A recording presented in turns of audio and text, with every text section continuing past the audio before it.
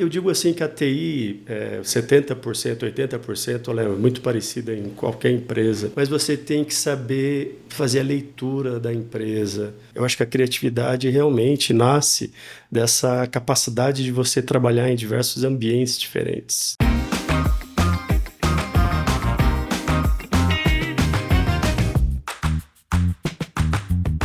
Oi, eu sou o Budó e sejam bem-vindos a mais um episódio do Taking Cast. Hoje estou aqui com o Sérgio Rato, executivo e consultor de tecnologia, focado em inovação, transformação, com uma jornada profissional que passou por diversos segmentos, entre eles o segmento de agro, varejo, farma também, varejo de farma.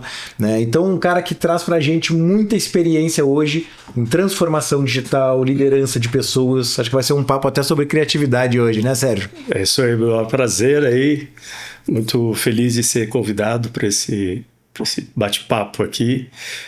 Bom, eu já estou na área de tecnologia há mais de 27 anos, já trabalhei em grandes empresas, aí, como você disse, e também a gente sempre tenta exercitar o lado criativo também. Sou fotógrafo amador, fiquei sabendo que você é também, então vamos trocar muita ideia aí sobre tecnologia nos dias atuais, né? Então, Sérgio, cara, liderar exige essa criatividade. Porque quando você está dentro da caixinha, pensando dentro da caixinha, seguindo, rezando a reza que você tem na empresa, você não consegue expandir os limites da sua liderança e, consequentemente, não consegue expandir os limites do seu time. Essa criatividade ajuda a expandir, trazer mais autonomia e autoridade para o time. Você identifica essa questão da criatividade, você comentou de fotografia, o fotógrafo amador. Você identifica muitas características dessa criatividade no seu dia a dia como líder em tecnologia?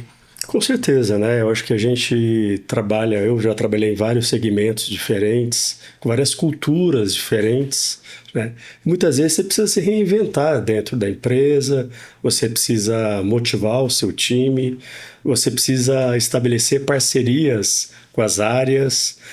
E muitas vezes você não tem aquele orçamento que você desejaria para você fazer algumas entregas. Então você precisa ativar o seu modo criativo sempre para você ter o olhar. E a gente que é de tecnologia, cara, a gente pensa em inovações, no negócio que às vezes as áreas não percebem. E a gente tem que estar junto com as áreas, trazer a equipe para esse olhar de trazer coisas novas, de trazer eficiência operacional. Então, assim, quem não é criativo na área de tecnologia, infelizmente não vai evoluir na carreira, Não tem como. Eu acho que vai por essa linha mesmo, sabe? Porque quando você olha e diz assim, cara, eu tenho que completar meus objetivos, tenho que chegar nas minhas metas, tenho que entregar os KPIs, E aí você olha e diz assim, cara, para que eu faça isso, eu preciso fazer mais com menos. Eu preciso ser, então, criativo para buscar essa eficiência. Talvez em outras, eu chamar aqui de outros povos, talvez em outras culturas, uma coisa mais escandinava, uma coisa talvez até mais oriental, não tenho certeza, mas a questão da criatividade talvez seja algo mais de secundário, porque as pessoas, a gente tem essa na imaginação, eles têm um orçamento compatível com o que eles estão fazendo. Só que em povos, em países, civilização como a nossa, você normalmente vai estar com um orçamento, uma capacidade um pouco talvez inferior, limitada ao que você realmente precisa atingir. E aí você vai precisar ter essa criatividade. E você tem gargalos, Budó, de mão de obra, você tem dificuldades. Então, acho que o brasileiro, por si só, ele traz um pouco essa criatividade, O Brasil é referência no mercado financeiro, em termos de tecnologia, Então, acho que a gente acaba sendo uma referência em relação a isso, Ah, certamente, certamente. E pensando em liderança ainda, continuando em liderança, vendo que, cara, a criatividade pode ser estimulada. A criatividade pode ser estimulada. E você, enquanto líder, entendendo que a criatividade pode ser estimulada e deve ser estimulada, o que você entende por ferramentas, métodos? Como que você pode falar sobre estímulos à criatividade no time como líder, por exemplo? Eu sou um gestor que gosto de dar autonomia para o time, dele se sentir dono, dele se sentir proativo nessas resoluções, Porque praticamente a gente acaba resolvendo dores do negócio quase todo o tempo e pensando no novo, o que eu posso trazer de eficiência. Então, eu acho que uma das maneiras é você realmente dar autonomia para o time, ter uma escuta ativa, ouvir o time também, para entender quais são as dores do time, porque a gente olha muito as outras áreas, a gente atende muito as outras áreas, mas a gente também tem que olhar dentro de casa e estimular esse time a trazer inovação, né? Então, eu acho que a palavra-chave para mim é autonomia, é de investir também neles em treinamento. Isso vai trazer resultados, com certeza, para a empresa, né? Não só isso estimula eles a reter talento, manter a equipe nas empresas, né, cara? Sim. Estruturas mais hierarquizadas, né? Como algumas organizações que a gente conhece, mas não vale citar aqui, né? Eu observo que muitas vezes até a criatividade ela não é encorajada, ela é desencorajada, né? Algo como, por exemplo, cara, pessoas criativas aqui não adianta, a gente tem que seguir um processo, um modelo, né? A gente segue um gabarito que veio da Europa, a gente segue um gabarito que veio de lugar X ou Y, né? E é desencorajada, né, a criatividade. Eu sei que as pessoas que estão nos ouvindo, nos assistindo, conhecem uma outra empresa assim, né? E você entende que a característica de criatividade, por mais que ela possa ser estimulada, que ela possa ser trabalhada no seu time, né? Você acha que é por a gente saber de que existem pessoas mais e menos criativas, você acha que é uma característica inata, que a pessoa já nasce com uma característica de ser mais criativo? Ou, por exemplo, mesmo uma pessoa que não desenvolve a criatividade desde cedo pode estimular ela através de práticas, etc.? Eu acho que até tem pessoas que já nascem com mais criatividade do que outras. Mas você precisa criar esse ambiente que estimula as pessoas, cara. Então, você precisa dar dessa autonomia, dar essa liberdade, né, para as pessoas pensarem junto o que pode fazer de melhoria no negócio das empresas. Então, eu acho que tem os dois modelos, né? Tem aquelas pessoas realmente que já têm esse perfil de criatividade, de inovação, e tem aqueles que você vai treinar, você vai colocar lá junto com as áreas e pensar nas soluções aí para as empresas, né? E aí você vai montando uma régua a partir das pessoas criativas, né? E o ambiente, aí pensando até num behavior, né? As pessoas, mesmo as menos criativas, elas vão se adaptando e vão deliberadamente imitando o colega do lado, né? E você vai criando um ambiente criativo realmente, né? Colaborativo, né, cara? Tem que ser assim, né? Se a gente não tiver esse ambiente colaborativo, não vai ter uma eficiência dentro da tecnologia com soluções para as áreas, né? Você tem que esse ambiente colaborativo. Boa. Falando em colaboração, criatividade, né? Hoje a gente cria muita coisa, né? Hoje a gente pega e monta times heterogêneos, onde cada um dá uma perspectiva diferente, né? Quando eu falo em produto digital, por exemplo, isso é fundamental, né? Porque um produto digital normalmente se propõe um consumo digital e o consumidor digital tem perfis completamente diferentes. Então, por mais que você tenha um ICP muito bem definido, né, conseguir trabalhar com um público mais heterogêneo para o seu produto digital vai garantir um growth maior, um aumento de base maior, né? Então, de novo, mais uma vantagem, né, de reforçar um ambiente que proporcione um time criativo. E um ambiente diverso, né, Budó? De você ter várias gerações, várias ideias. Eu gosto de times heterogêneos, com várias gerações, com a experiência e com a juventude juntos, por que não? Acho que o grande desafio daqui para frente são a convivência dessas gerações, né? Você ouve muita notícia aí de que os novos não querem virarem gestores, enfim, tem um monte de questão aí que a gente precisa trabalhar com essa diversidade dentro do ambiente de trabalho, né? Dá certo estão eles, né? Quem é que quer essa dor de cabeça, né? Mas aí falando sério, né? Nessa questão da criatividade, na questão do ambiente heterogêneo, e você falou até dessa questão das idades diferentes, né? Então, para muitas pessoas de 20 e poucos anos, né? Coisas que uma pessoa de 46, 56 vai trazer como uma ideia, por mais que para um time de 46, 56 anos seja uma ideia batida, né? Para um jovem de 20 e poucos anos é uma ideia completamente nova. Sim. Né? E já diz a literatura, a inovação ela não vem do especialista, né? Ela vem da experimentação, ela vem de você cruzar essas experiências. Então, de novo, mesmo que você tenha um jovem de 22 anos que domina práticas que o de 46, 56 ainda não está familiarizado, te 46, 56 traz uma experiência ali que pro de 22 tem muita coisa inovadora. Sim. Né? Eu já vivenciei em times, por exemplo, recentemente.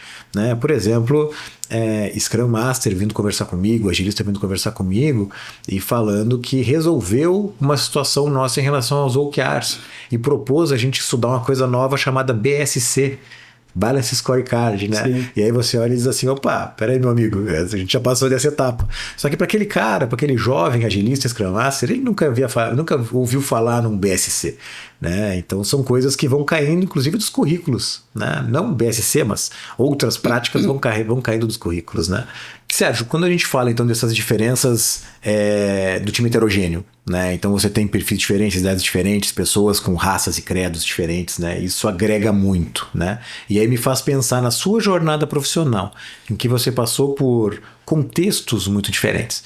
Você vai para um lugar de varejo que tem determinadas características que a gente entende que tem um time to market diferente, um perfil diferente, né? Você passou por agro, que é um perfil muito diferente em vários aspectos, né? É outra tempestividade, outro time to market, a sazonalidade praticamente manda, né? Eu gosto muito de uma frase que eu ouvi há um tempo atrás, que o agronegócio é uma indústria a céu aberto. Né? É uma manufatura a céu aberto, uma indústria. Então depende muito desses fatores, né? Você passou por outros, como por exemplo, mercado de varejo de farma, que é uma coisa que está em constante expansão, né? Buscar um relacionamento melhor com o seu cliente, tentar antecipar alguns pontos, e aí o perfil dos profissionais são diferentes, né? Como é que você vê essas como características, assim, que vantagens você vê de ter passado por diversos segmentos? Bom, Budó, eu acho que, como você disse aí, eu já trabalhei em vários segmentos diferentes, várias culturas diferentes. Acho que o grande desafio é você se adaptar, é você conhecer do negócio.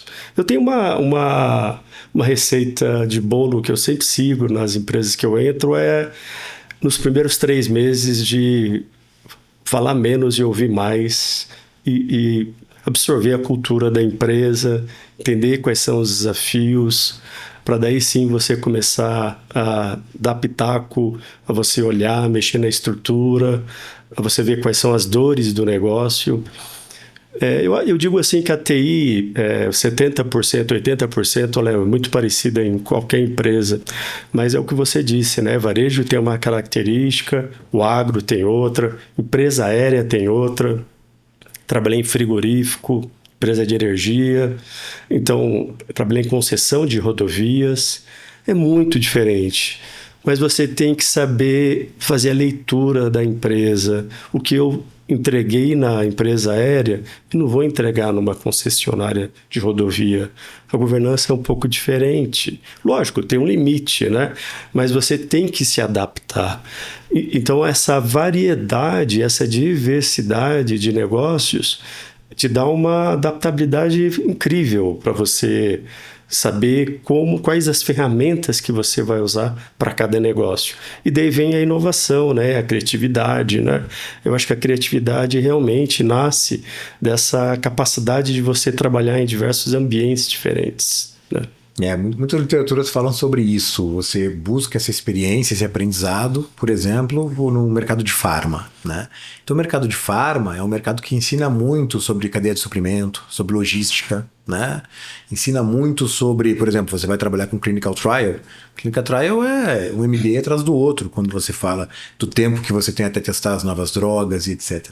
E quando você troca, por exemplo, e vai trabalhar no agro, especificamente, você carrega muita experiência que você teve no mercado farmacêutico. Sim, e sim. Coisas que nem se pensa, talvez, naquele contexto do agronegócio que você está, você olha e diz, opa, mas espera aí, vocês já pensaram em fazer um push-pull de determinada maneira, como é o supply chain, por exemplo? Aí os caras, opa, espera aí, aqui tem coisa legal. Então você não está criando algo novo, mas está trazendo algo que era aplicado lá, né? Exatamente. A gente vê muito, você comentou, eu não me lembro se fora do ar ou já na gente conversando aqui, sobre o destaque que tem na vanguarda do mercado financeiro brasileiro. Sim. Né? Que a gente sabe disso, é um dos mais evoluídos do mundo.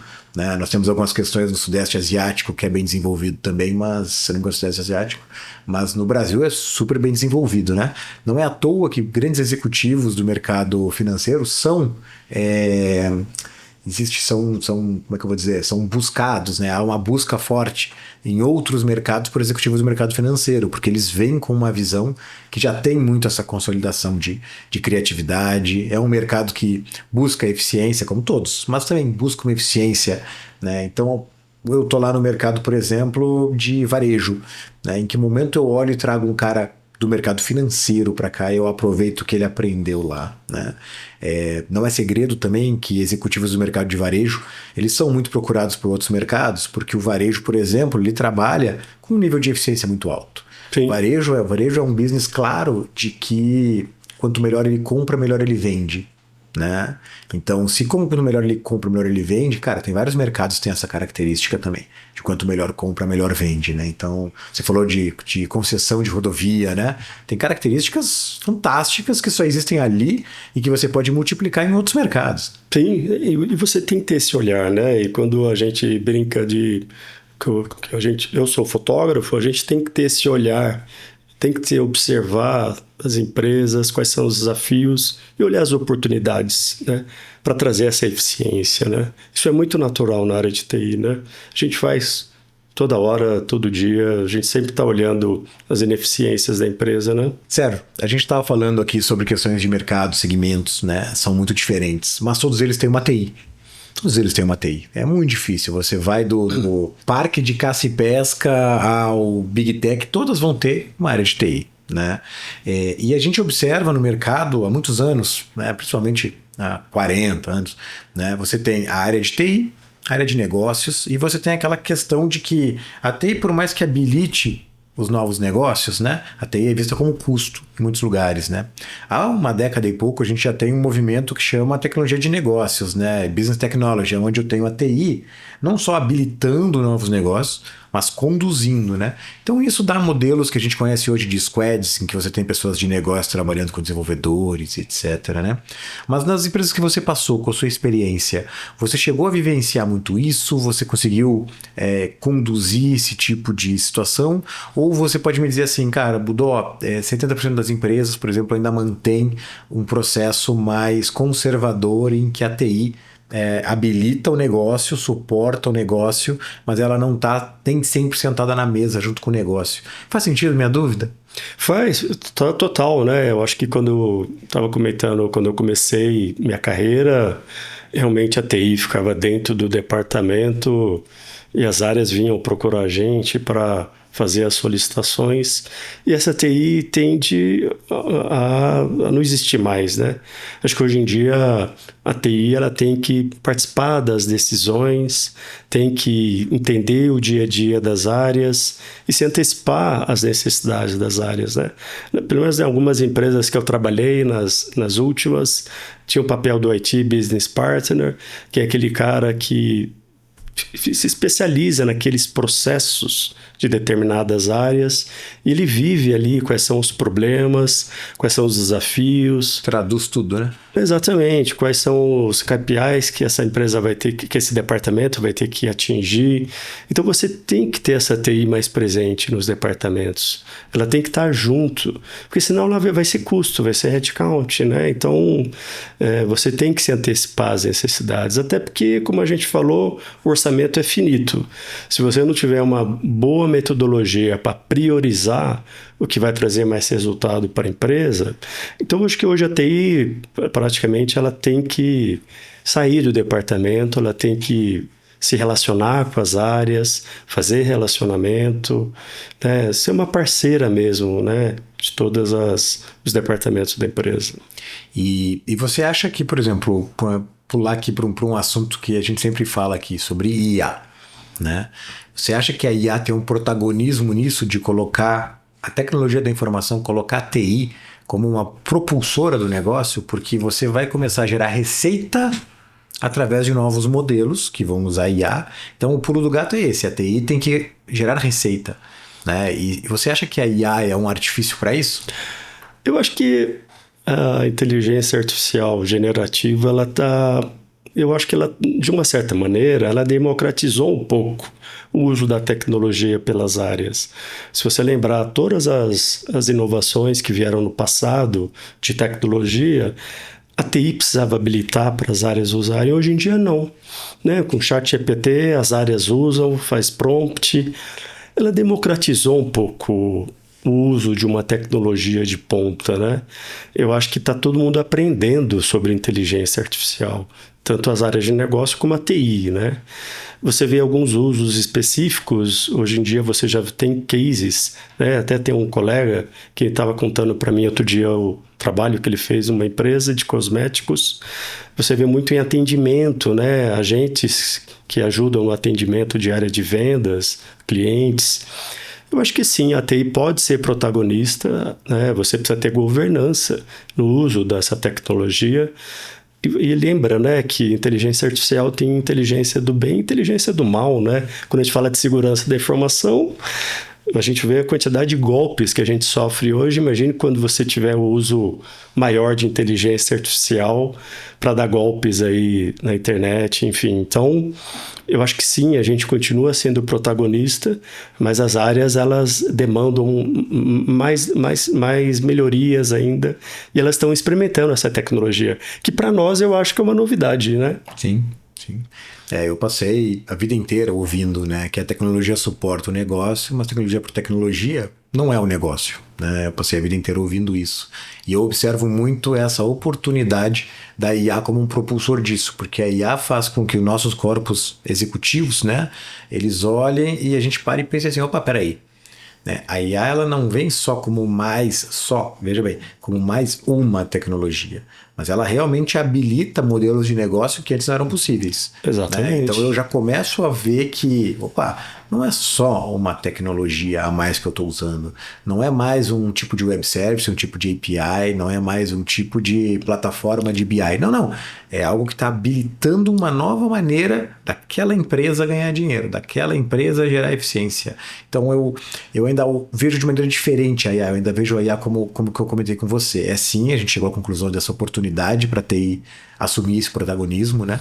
Mas é essa oportunidade que as empresas têm enquanto negócio, né, de criar. Hoje a gente fala muito em AI Economy, né, onde realmente agentes de empresas diferentes interagem entre si e isso é bilado, monetizado, né? Então é uma outra era que a gente começa a viver, né?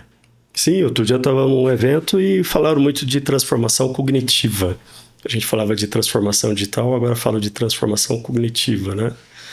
E assim, pela correria aí das Big Techs, né, de você desenvolver a superinteligência, a gente não sabe, a gente está no começo, né? Lógico que já existia Machine Learning há muito tempo, mas eu acho que nos próximos anos vai acontecer muita coisa ainda que a gente nem imagina ainda, né? Você vê essa disputa Estados Unidos e China por essa tecnologia, é uma tecnologia muito diferenciada, né, Budó?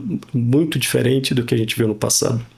Você fala da superinteligência, né? A inteligência geral, né? A inteligência geral são coisas que têm condições de mudar, né, a sociedade como a gente conhece. Tanto que vários governos, agências têm cada vez buscado tentar regular melhor isso, né? Porque a gente não sabe onde a gente pode parar. Sim. A gente não sabe onde pode parar. Existe um oportunismo muito grande nesse meio de talvez organizações que não estão muito preocupadas em aonde a gente vai parar, mas estão preocupadas em bater seus KPIs, né? Então são contextos diferentes, né? E aí trazendo para esse mundo da IA, né? E pensando de novo em vários segmentos que você participou, você interagiu, você ajudou a construir, né? Falando em formação de lideranças, né? Você observa, não precisa falar nome de empresa, segmento, etc. Mas existem segmentos que têm mais sucesso em formar lideranças, por exemplo? Você acha que dependendo do tipo de segmento e característica, né, há uma propensão maior a formar líderes? Eu acho que minha visão é um pouco mais pessimista em relação a isso. Eu acho que depende muito mais do gestor de formar sucessores, né, de você criar novos líderes. Eu não vejo tanto, pelo menos nos setores, nos segmentos que eu passei, uma preocupação tão grande, né? Eu acho que depende muito mais da iniciativa particular de cada profissional de TI, de realmente trazer o seu time para um novo patamar, inclusive de liderança, né? Mas eu não vejo uma coisa muito generalizada, pelo menos nos setores que eu trabalhei. Pode ser que existam setores mais maduros em relação a isso, né? Em linha geral, é difícil para todos a formação de líder, né? Com certeza. Em linha geral, é um grande desafio. É o grande desafio de você ter sucessores na área de tecnologia e também trazer gente nova, né, para você ter esses novos desafios que a gente está começando a estudar, aprender com inteligência artificial, né? Sérgio, nesses muitos segmentos assim que você passou, né, me chama a atenção porque falar de carreira. A gente tem falado muito de carreira na segunda temporada do Taking Cast, né? Se você pudesse dar um recado para quem está nos ouvindo, nos assistindo, tá começando na carreira de tecnologia ou buscando se desenvolver para um outro lado, né, uma carreira em Y, talvez buscar uma outra jornada profissional, né? Tem algum segmento ou área específica que você sugere do que você tem observado, que você olha e diz, cara, este é um caminho? Eu acho que tem dois segmentos. A gente estava até conversando antes aí. Eu acho que dados, né? Que empresa hoje não vai consumir dados e tomar decisões? E lembrando, né? Dados estruturados é o combustível para a inteligência artificial. Então, assim, é o futuro, dados, né? Não tenha dúvida. E cibersegurança, cara, né? Hoje os crimes cibernéticos aí atingem grandes e médias e pequenas empresas. É questão de tempo algumas empresas serem atacadas, né? A gente sabe que um dia serão atacadas. Então esse mercado ainda vai crescer muito, né, no Brasil. Eu acho que são poucas empresas hoje que realmente se preparam, né, colocam todas as suas camadas de proteção. Então é um mercado que tende a crescer muito. Então, para mim, eu acho que se fosse dar uma recomendação aí para a galera, é realmente dados ou cibersegurança, né? Boa. Entendo que você também tem se desenvolvido muito para esse lado, né? Eu acho que todo mundo na tecnologia tem estudado muito, se desenvolvido muito para o lado de dados, né? Esse data analytics, parte de IA, machine learning, e para a parte de cyber, né? E como que você tem se preparado, já que entendo que é o que a gente está falando, você se preparado para organizar essas equipes, montar essas equipes? Agora, seu próximo desafio, por exemplo, você tem um playbook, você tem uma linha que você siga e diz, cara, como que eu vou desenhar por características, por competências, o meu time, por exemplo, organizar a sucessão? Você tem uma receita de bolo? Olha, nas empresas que eu trabalhei e liderei times, eu investia muito em treinamento interno, né? Então, sempre briguei aí, lutei aí para orçamento, para dar treinamento, né, para as equipes. Seja treinamento em RP, seja treinamento em cibersegurança, seja treinamento em dados, gestão de projeto, Scrum. Então, assim, lógico, você vai dar o treinamento coerente com a carreira daquele profissional, né? E você tem que ter um olhar como de um técnico de futebol, para olhar o seu time e até trocar uma ideia com o seu time de olhar o que eles estão buscando na carreira deles. Porque não adianta você querer estudar tudo. Não adianta, você tem que ter um mínimo de foco, né? Então, acho que o gestor também de tecnologia, para ele ajudar o time dele, ele tem que ser olheiro, né? Vem de novo a observação, né? A gente falou do fotógrafo que observa o ambiente onde ele trabalha. Ele também tem que olhar o time dele e ver quais são as características de cada um, onde cada um pode ter mais potência trabalhando. Baseado nisso, cara, daí sim você vê sua trilha de conhecimento, de treinamento, né? Então, você tem que ser olheiro, cara. Você tem que ter essa visão de cada potencial, de cada pessoa da sua equipe, né? Escuta ativa, como eu disse, né? Porque às vezes você pode ter uma percepção errada do que ele quer e ele, junto com você vai trilhar o melhor caminho para todos, né? Porque tem que ser bom para a empresa também, né? Perfeito. Eu costumo falar muito, eu repito muito isso, né? É um interesse legítimo no desenvolvimento da pessoa, né? Sim. É um interesse legítimo. Você tem que olhar e falar, cara, como que eu vou ajudar essa pessoa a ficar melhor hoje do que estava ontem, ficar melhor amanhã do que está hoje, enfim, né? É um interesse legítimo mesmo. Não é para qualquer um, né? Tem que ter uma preocupação legítima com isso. Eu já fiz mudanças na equipe, não muitas, de dar uma oportunidade em outra área e realmente a pessoa se encontrar naquela nova posição. Mas, de novo, né? Você tem que ser muito observador, você tem que gostar de gente, tem que olhar para as pessoas, porque daí sim, né, cara, se a pessoa estiver naquela posição que ela gosta, ela vai dar o melhor dela todo mundo vai se beneficiar, né? É um ganha-ganha para a empresa, para o colaborador. Então você precisa ter esse olhar clínico, vamos dizer assim, né? Sérgio, falando em carreira, né? Falando que você comentou muito, como desenvolver o time, como dar autonomia, como que você prepara esses treinamentos. Você comentou até de mudar pessoas entre áreas, né? E certamente nessa jornada sua, você teve vários líderes que você olhou os caras deliberadamente e você falou, cara, eu vou imitar isso. Isso é legal. Essa característica desse líder, daquele outro líder. E cada líder desses foi deixando, né, um pedacinho da jornada do Sérgio, né? Você tem alguma referência, alguém que você fale, algum caso específico de uma pessoa na sua jornada que você possa compartilhar conosco? Não, eu tenho várias referências aí que me ajudaram muito. E é o que você falou, né? A gente imita um pouco esses líderes, né? A gente vai aprendendo com eles, né? Tive líderes, 2 líderes na TAM, linhas aéreas, Marcos Teixeira e a Rosilene. Aprendi muito, né? Até você dar feedback na equipe. A primeira vez que eu dei feedback, eu estava super nervoso. E a Rosilene, minha gestora, me ajudou a fazer. Então, assim, são coisas básicas, cara, que esses líderes acabam ajudando a gente a evoluir no cargo de gestão, né? Também um grande amigo, gestor, diretor executivo de TI da JBS, o João Pila, também me ajudou muito. Eu coloquei esses 3 aí, mas tem mais gente, mas eu acho que a nossa carreira é isso, uma escada que a gente vai subindo degraus com o apoio desses líderes. E a gente é uma mistura de todos esses líderes, né? É uma colcha de retalhos. A gente pega um pouquinho desse, um pouquinho do outro. Lógico que a gente passa por líderes não muito bons, né? Que a gente quer... Que a gente aprende muito também. Que aprende muito a não fazer o que ele faz, mas foi a exceção. A maioria eu aprendi muito, sou muito grato a eles. E espero também ser uma referência para alguns liderados que eu já tive na minha carreira, né? Não, certamente sim, certamente sim. Sérgio, cara, obrigado, muito obrigado pela participação, pela sua disponibilidade. Gostei muito, muito mesmo do nosso papo. Acho que falar de liderança, carreira, né, falar de líderes é algo que a gente está precisando cada vez mais no mercado de tecnologia, né? Não é segredo para ninguém que essa camada de liderança, seja o tech lead, né, é uma grande argamassa que liga aqueles que algumas vezes estão carregando o piano com aqueles que têm que tomar algumas decisões, né? Então eu acho que as empresas nem sempre dão a devida atenção a essa camada de liderança que é fundamental. Então, cara, muito obrigado por ter aceito o nosso convite.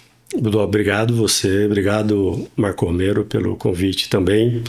E a gente falou de pessoas, né? Porque tecnologia são pessoas, né? No final do dia, a gente precisa de pessoas para a gente ter tecnologia, né? Então, muito obrigado e até a próxima aí. Boa, muito obrigado. Nós que agradecemos, né? E vocês estão nos acompanhando. Não percam os próximos episódios do Taking Cast no YouTube e no Spotify.